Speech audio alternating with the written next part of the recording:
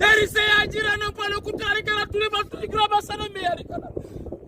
Fabia Papa Sarikara Crowra Sarah to the Gracon. Kai. Homons on it. Go with the radio.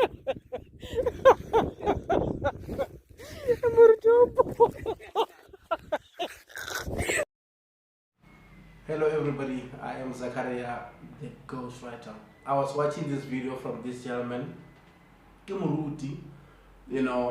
He was there to pray with the lady, of course, because you can see the car parked somewhere there. And while he's busy praying, he spotted a crocodile. And the way he stood up there and started running, the lady, she's just finished. And he's saying, oh man, this pastor menikile kwala, and they speak Tswana. They are Tswana speaking people. And this video is just one of those great videos that when you look at it, you can understand why we're always saying this is not for everybody. And the road is heavy. Let me just play the video for you. There is a Ajira no Palukutari to live to the Grabas and America. Fabia Papa Sarikara Crowra Sarah to the Gracon.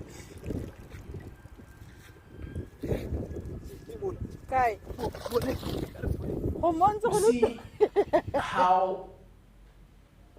how deep he was in his prayer. He was praying, he's connecting, he's talking to his God. He's telling God all the things that he wants to tell him. And all of a sudden, he just felt like something is moving, something is not right.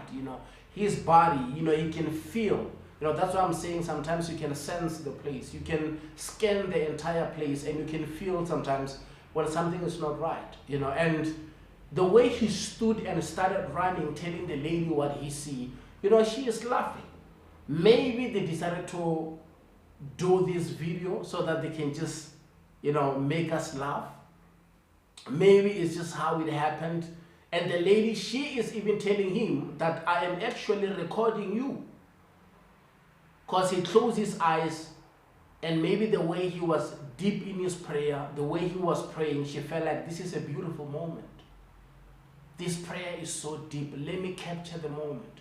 Because there are certain times when you're praying, man, you're just connecting. When you're praying, man, you just feel like you're not alone. I don't know if maybe you have been in that prayer, especially when you are on mountains, rivers, and caves. When you are praying and you're deep in your prayer, there is just something that keeps saying, open your eyes, because you feel like there is an energy around. You don't even understand what is going on. That's when you are deep in your prayer. So I've been making mistake at the beginning by opening my eyes, and you want to look around if there is something around you. But if you keep praying, you pass that stage whereby you feel like there is something which is moving right there. The energy starts shifting to another space now where it's just calm. The energy starts shifting. You're tapping into the different dimension. You are tapping into another space whereby now you are actually connecting. Because once you start praying, you must remember that there is a spiritual warfare. One day I have to talk about the spiritual warfare, and I must talk about the ancestral warfare. Because most people talk about spiritual warfare because of it's biblical. Everybody talks about it in the Bible. But remember, in the Bible, ancestors are not, I want to use the word acknowledged. They wrote about them, but they are not acknowledged. And most of the Christians, 90% of the Christians, when we have to speak a bit about ancestors, they're like, but you need to understand that the reason why words like ancestors are written in the Bible is because of, ancestors are there and they exist. And now you need to understand a bit about, the ancestral warfare. So when you are busy praying, when you start praying, then you start feeling certain energies. You start feeling like you are not alone. You start feeling like maybe there are some things which are moving next to you. I don't want to go deep into talking, man. I don't want to go deep into that. I'm not there yet. You know, when you feel that,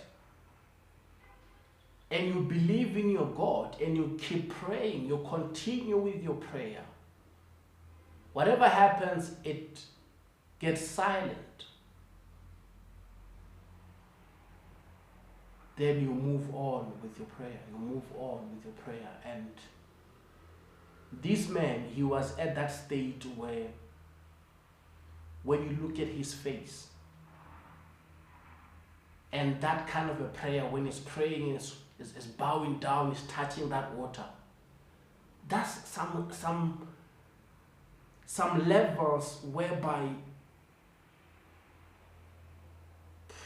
social media is something else, man. You know, we talk, but we are. It's some levels whereby he is connecting with water, and he is also doing that bowing down like how the Muslims do. Because I remember one day, without talking too much, I remember one day when I was at Val, when the other gentleman was giving me my family tree, going deep in the roots. And he was explaining why, when I'm always praying, it was before I can even go to the bigger church that I was, you know, deeply in. I'm saying was because I have beard and I don't wear badge and stuff. So you have to always respect how church works. And if you feel like you are in a space whereby we are not going to church and you're understanding certain stuff, because my people, they are talking to me all the time. And I'm saying this because of when he bowed down, the way he's bowing down, he reminds me when I was told when I was at Val years ago. And the person was telling me the reason why when you pray, you always bow down and you cannot resist that is because of your people. The generation that came before you, because of the language, is Arabic, when we look deep into that. And that's when he told me that you are going to meet somebody who speaks Arabic, and that person will see you and will connect with you because of your people from back in the days. And that person will take you out of the space that you are in. And we are seeing you eating things like food platter. We're seeing you in meetings with the white people, and we're seeing your storytelling thing, you know, growing. We see you, you know, achieving bigger things in future. And your people are fighting for you, and your people will connect you with that person. You will know that person when you see that person. And that person will give you a job. It's not a permanent job. That job we're giving you, don't worry much about buying cars, don't worry much about buying houses. We are going to give you houses and cars, you know. And that's when they went deep and they said, when you are working there, we want you to continue to get things that we want you to get, to go to places where we want you to go as your ancestors. And that's when they go back. And I started realizing that's the reason why sometimes when I hear my people, when they talk languages that, or the language that I don't understand. I just hear them talking, but I don't understand what they're saying. So when you keep praying, then you get to the space whereby you start understanding exactly what they're saying and what they mean by showing you this and showing you that. I'm saying this because of when he's praying and he's bowing down and he's touching water, I get it. I get exactly what he's doing. I understand why is he connecting that deep. You need to understand that when we talk about water, man, it's just a video on itself, you know. And yeah, man, I saw this video and I was like, I have to talk about it because, you know, the ways of our ancestors are unknown, and this spiritual path, you know, when you go out, you pray to mountains, rivers, and caves. You know, there is no guarantees that you might go there and come back, you know. And the lady, the way she is laughing, it tells that she was not expecting that. that laughter is so deep in a way that you're like, this is not staged. The way she's laughing, it is so deep, and it happens. We have seen a lot of 2-liter bottles next to Sidiba. We have seen them a lot, and you ask yourself why the place is surrounded by containers, empty containers. Do people come all the way from home with empty containers and drop them there after they drink water and leave? No. It's a sign that each and every container that you see there represent each and every man and woman who ran and left it there.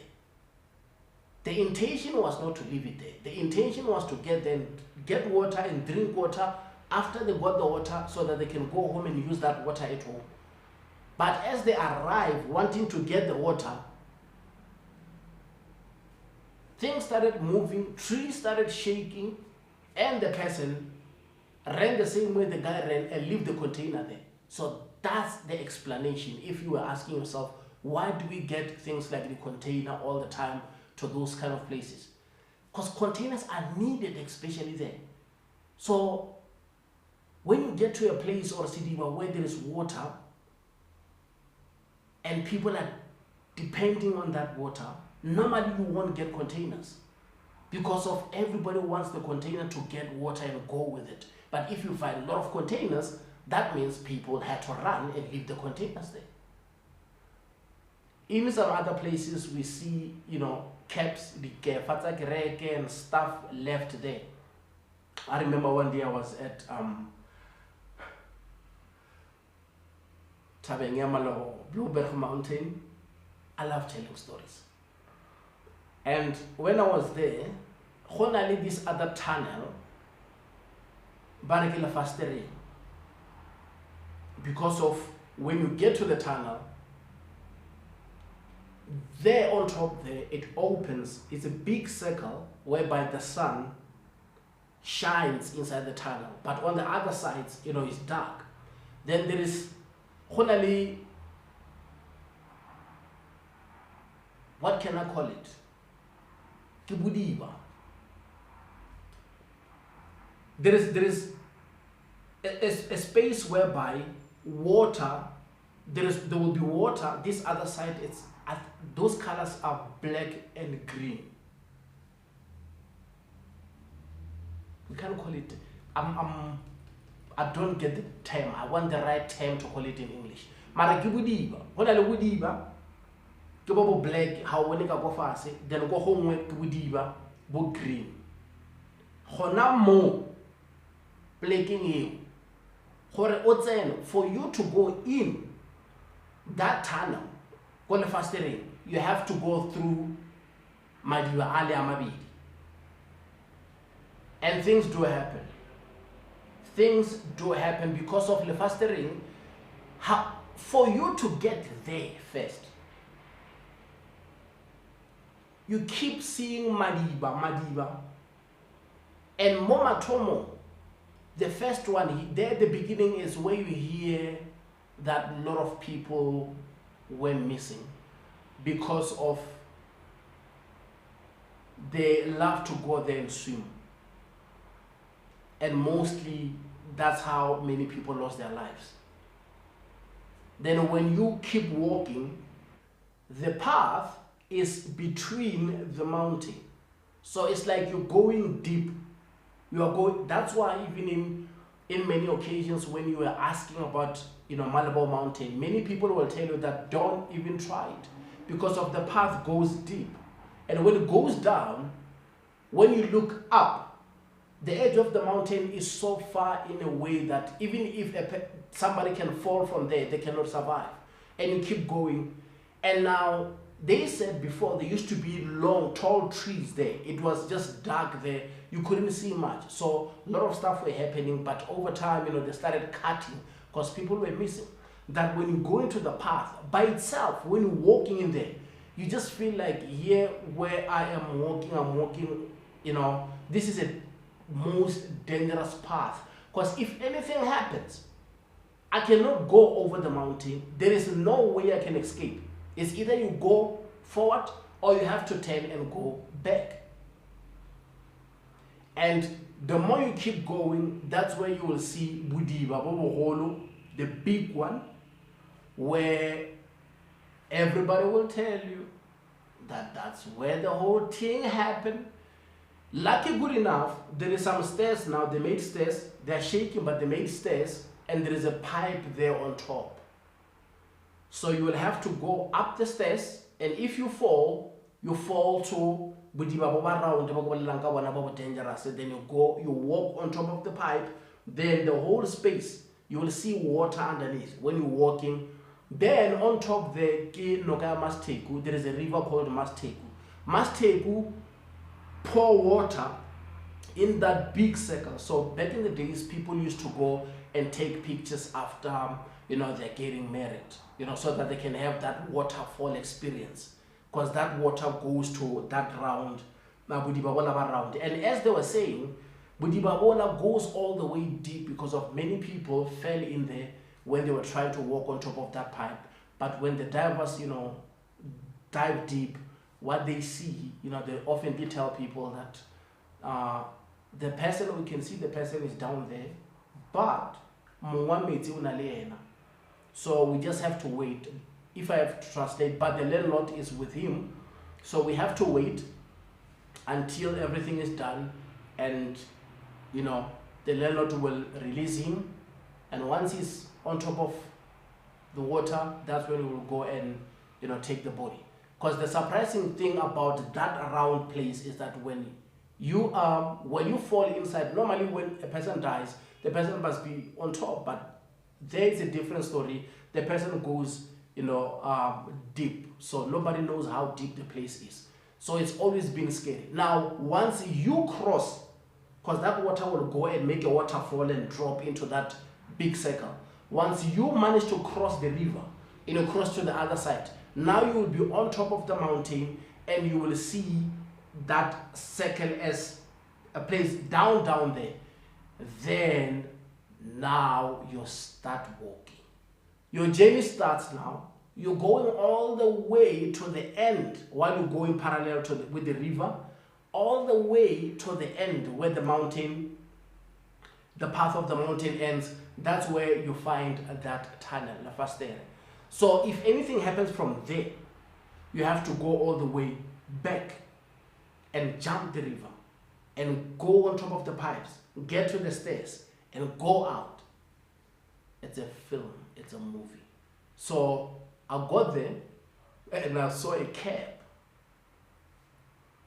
I didn't know that those guys were there to pray, and something happened. Me, I arrived. I went there, prayed. God showed me what he wanted to show me. But anyway, no problem. I prayed. When I'm done, I walked back. And now I saw those guys in a car. Then they gave me a lift, and they asked me where I was. And I told them that I walked all the way to the Fastere, and I told them that I saw the cab there. That's when I was told, man, that cab is mine. That place is not a joke. And I just told them, like, no, I just saw what I saw there. And even if when I approach it, I can tell that this is not a place for anybody. It's deep, it's deep, it's deep. So those are the type of places whereby when you get to them, without a doubt, you're like, you know what, I'm not going to use the camera. Without a doubt, you're like, I'm not taking pictures here. I just have to be here, pray, and get out.